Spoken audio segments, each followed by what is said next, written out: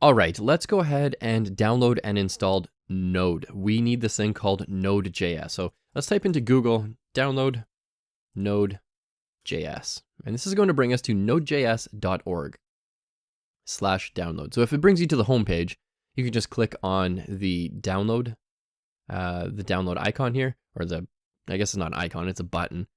Go with LTS, that's long-term support. That means they're not trying new things. That means that Node 14 or Node 16 is going to be supported for a long period of time. The odd numbers usually are not supported, and Ubuntu works the same way too.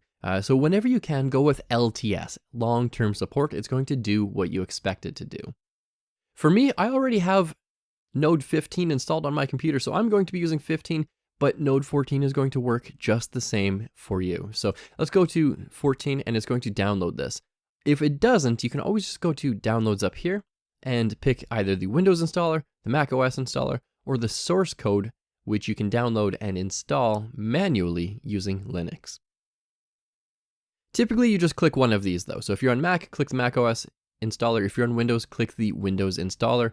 Go ahead and install that. Run through the installation steps, and when you're done, come on back, and I'm going to show you how you can make sure that Node is installed properly on your computer.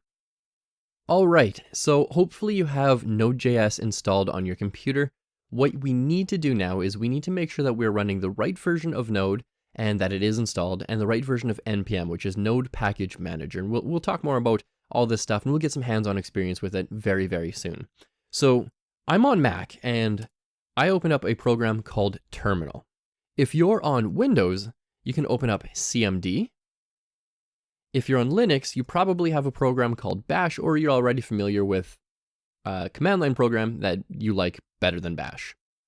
So for me, I'm on Mac, so I'm going to open up Terminal, which is this program here. And I'm simply going to type node-v, node-v. And this says node-version.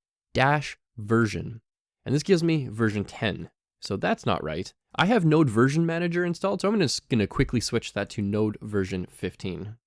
There we go, I switched that over to Node 15, and if I do node-v, here we go, I'm using Node 15. So I want to make sure that I'm using Node 15, or for you, use Node 14 or the long-term support. So if you're watching this a couple years from recording date, and we're on Node 16 or Node 18 and it's LTS, make sure you download and install the LTS version.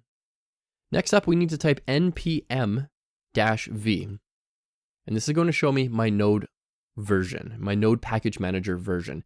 And this one doesn't matter as much. We just need to make sure that it is actually installed and that it doesn't give you some error saying that command doesn't exist. If node-v works for you and npm-v works for you, you are ready to move on to the next lesson. So your task for this lesson is to go to nodejs.org and download either from the Windows installer, the Mac installer, or the source code if you're on Linux. Install it.